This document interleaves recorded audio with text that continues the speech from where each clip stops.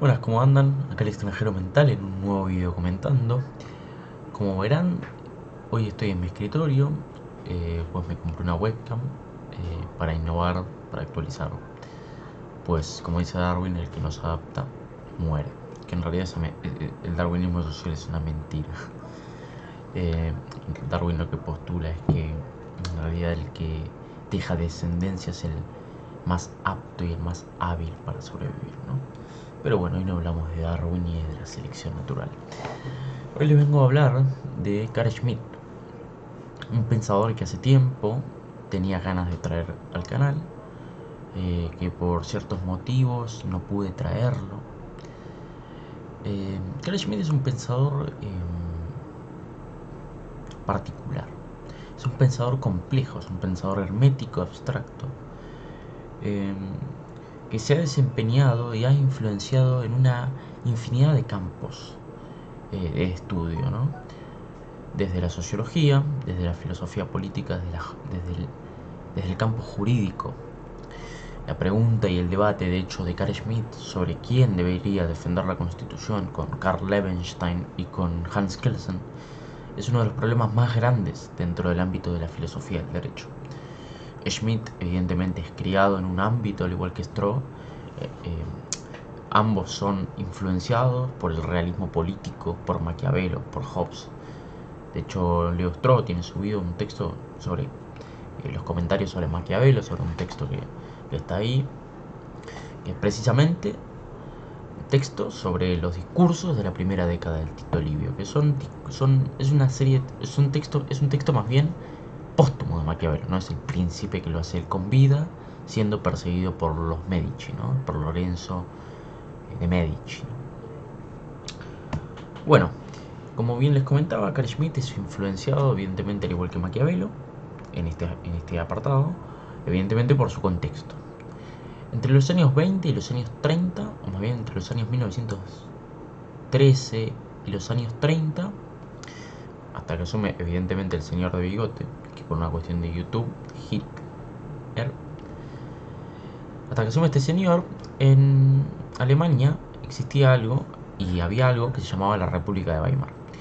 La República de Weimar básicamente estaba constituida por un parlamentarismo de corte liberal, ¿no? Una democracia, sí, una democracia parlamentaria liberal. Carl Schmitt va a hacer un texto en 1931, 2 años antes de que Hitler asuma el poder, que se llama, y este texto es uno de los más importantes de la teoría política del siglo XX, y en 1932 lo hace. Se llama El concepto de lo político, de Carl Schmitt. El texto de Schmitt lo hace en 1932 en un clima de tensión política, en un clima donde evidentemente estos grupos intolerantes, como diría Popper, son van tomando auge, van tomando voz y movilizan protestas, ¿no? Hacen protestas hasta el incendio del Reichstag, que va a dar por definitiva la caída de la República de Weimar. El incendio del Reichstag en realidad es una conspiración real por parte del nazismo a la caída del Congreso alemán, que no me acuerdo, que se llama Reichstag, ¿no? El concepto de lo político lo que expone básicamente es la noción de lo político de Schmitt. Schmitt empieza el texto, el concepto de lo político, diciendo que la esencia de lo político está dado por la esencia del Estado. Para Schmitt, la democracia no podía converger con los ideales del liberalismo, porque el liberalismo, al igual que Leo Stroh, que lo había dicho ya en su momento, en 1940, esto más después de postguerra, el liberalismo contiene en su doctrina, en su dogma teórico, las semillas de su propia destrucción. Para Schmitt, una democracia es de corte homogénea y no puede converger con los ideales del liberalismo, porque los ideales del liberalismo anteponen el interés del individuo sobre el interés colectivo. En ese sentido hay una heterogeneidad, no hay una homogeneidad. En ese sentido es importante recordar que acá es cuando surge el debate con Kelsen, ¿no?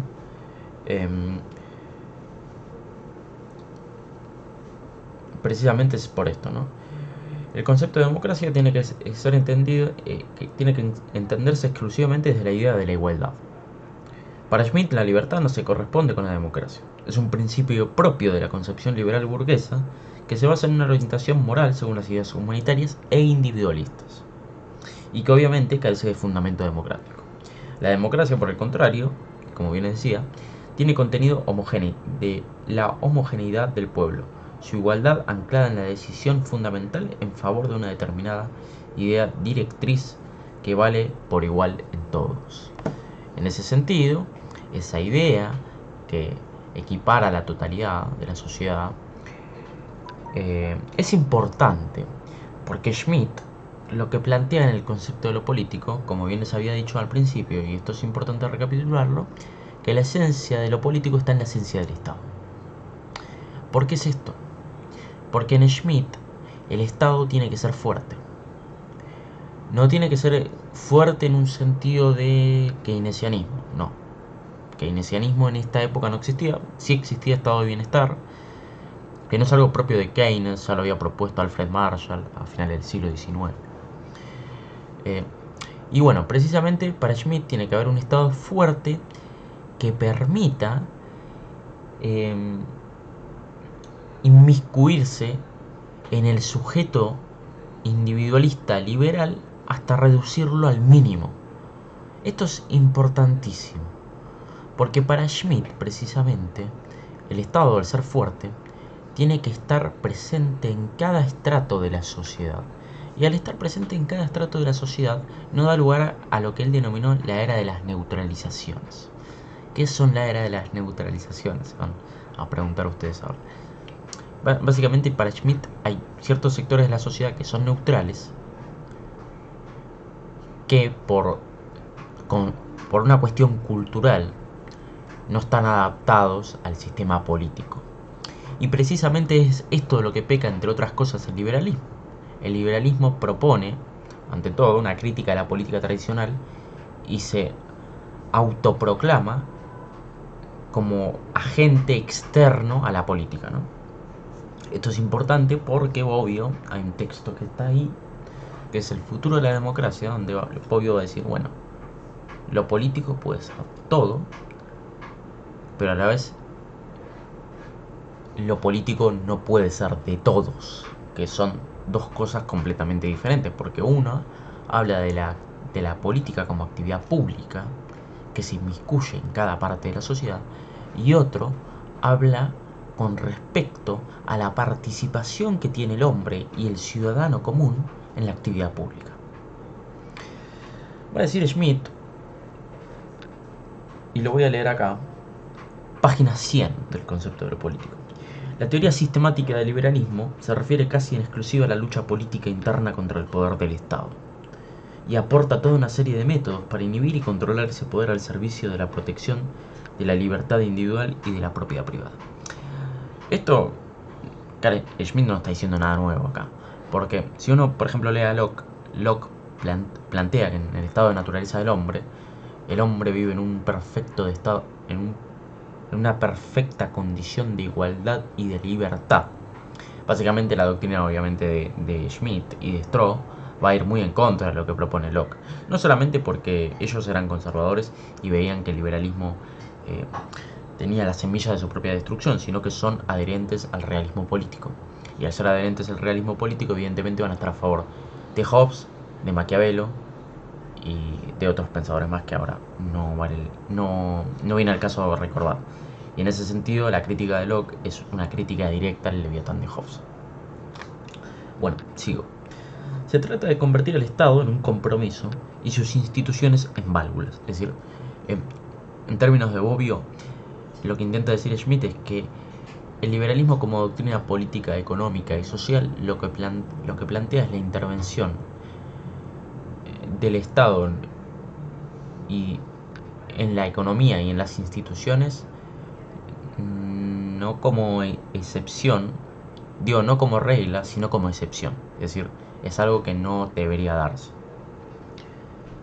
Se trata de convertir al Estado en un compromiso y sus instituciones en válvulas, y en particular de contraponer monarquía a democracia, y viceversa, con el fin de establecer un contrapeso, lo que en tiempos críticos, en particular en 1848, bueno, acá esto no viene al caso, pero está señalando la revolución de 1848, acabó arrojando actitudes tan contradictorias que todos los buenos observadores de la situación, Loren Bornstein, Karl Marx, Julius Stahl, Donoso Cortés, desesperaron de hallar en ello algún principio político o alguna congruencia teórica.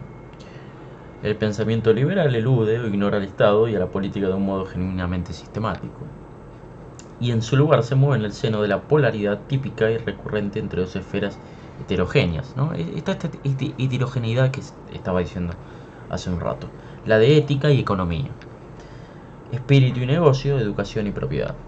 Creo que Schmitt no puede ser más claro en su crítica al liberalismo, ¿no? Efectivamente, para Schmitt es esto el carácter de lo político, ¿no? Pero Schmitt no se queda nada más acá.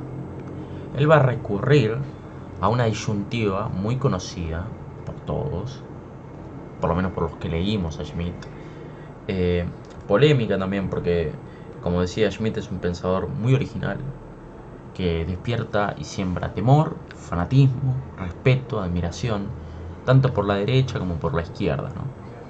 Y esta es la disyuntiva amigo y enemigo. Schmitt la va a resumir de la siguiente manera. Si la distinción entre el bien y el mal no puede ser identificada sin más con la de la belleza y fealdad, acá está hablando de dos distinciones en términos éticos y en términos estéticos. Que en términos estéticos en realidad sería sublime y bello, si uno quiere, ¿no? Con la de belleza y fealdad o beneficio y perjuicio, ni ser reducidas a ellas de una manera directa, mucho menos debe poder confundirse la oposición amigo y enemigo con ellos. El sentido de la distinción amigo-enemigo es marcar el grado máximo de intensidad de una unión o separación, de una asociación o disociación. En ese sentido, el enemigo político no necesariamente tiene que ser moralmente malo, ni estéticamente feo. No hace falta que se erija en competidor económico, e incluso puede tener sus ventajas hacer negocios con él. Eso es importante. ¿Por qué es importante? Porque Schmitt define lo político a partir de la disyuntiva amigo y enemigo. El amigo es aquel con el cual uno comparte intereses, va más allá de si es considerado moralmente malo por tener ideas opuestas. Lo importante es que en términos de intereses mantengamos los mismos intereses. Esto se ve más que claro cuando uno, por ejemplo, ve a, a Alberto Fernández, por ejemplo, aliarse con Cristina Kirchner. O, por poner otro ejemplo más claro y más conciso, Joe Biden con Kamala Harris, ¿no? Que en las elecciones demócratas primarias estaban en contra, por ejemplo, ¿no? Bueno, un claro ejemplo. Así que, bueno, resumidamente y en unos ya casi 15 minutos, vendría a ser esto lo que plantea Schmitt, ¿no? En ese sentido, también, esto es importante recalcarlo, el Estado, al tener un peso importante en la teoría política de Schmitt y en la filosofía política de Schmitt, el Estado a su vez puede, por su condición de jus belli, en su condición de unidad política, en su unidad de Estado como monopolio legal de la violencia, ¿no? Como diría Max Weber, puede determinar su enemigo tanto internamente como externamente a partir del ius in belli. Al Estado, va a decir Schmitt, en su condición de unidad esencialmente política le es atribución inherente el jus belli. Esto es la posibilidad real de, llegado el caso, determinar por su propia decisión quién es el enemigo y combatirlo. Esto es importantísimo. Y se ha dado a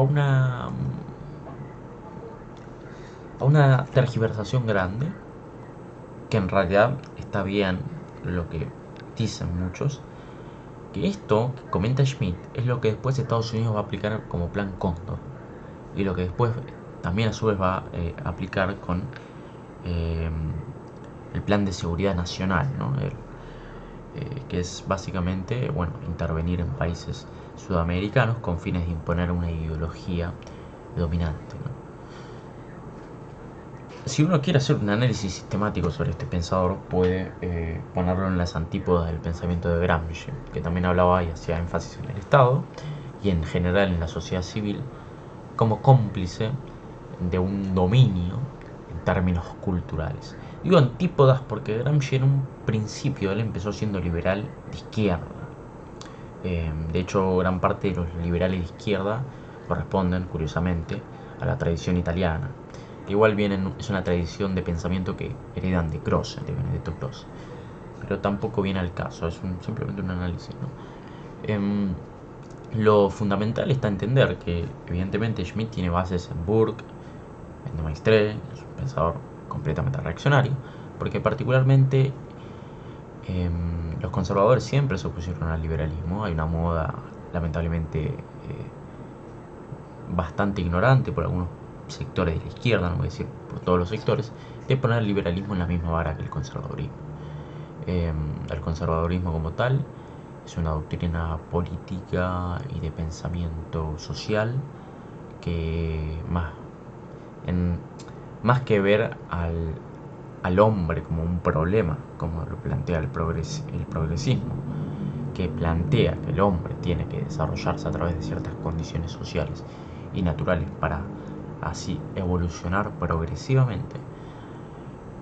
El conservadurismo ve esos problemas que ve eso que el progresismo ve como problema, como un enigma no tanto a resolver, sino a indagar y a estudiar. Por ello mismo, en la Revolución Francesa es donde se delimita el conservadurismo y el liberalismo. Liberalismo en términos de izquierda, liberalismo social. Por eso Burke habla en las reflexiones sobre la Revolución Francesa de New Whigs y Old Whigs. Burke igual pertenece a una corriente conservadora inglesa, no es tan reaccionaria como Joseph de Maistre, ¿no? Que directamente era de Francia. Después Schmitt, de este texto, dicho esto, que es completamente importante y que también en Schmitt la guerra no se hace en nombre de la humanidad. Esto es importantísimo porque el concepto de humanidad mismo excluye el concepto de enemigo. Y si entendemos lo político a partir de la distinción de amigo y enemigo, la guerra no puede darse en términos humanitarios, porque excluye la enemistad.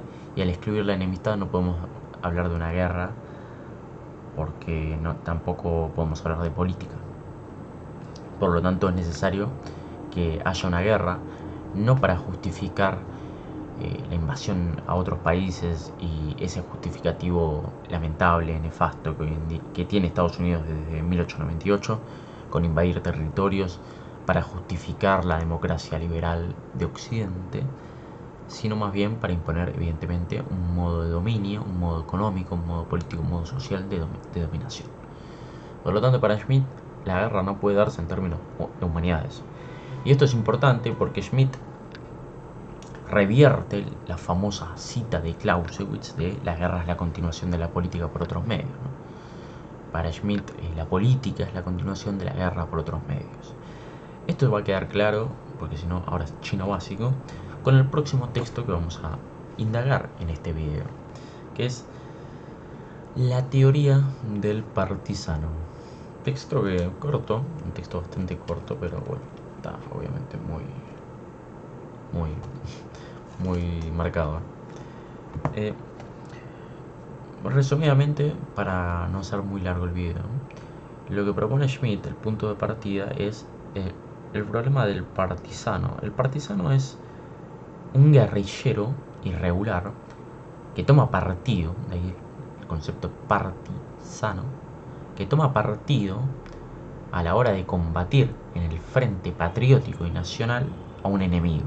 En ese sentido, ahí se replica el concepto de ius belli, de la capacidad para determinar un enemigo tanto interno como externo en un estado.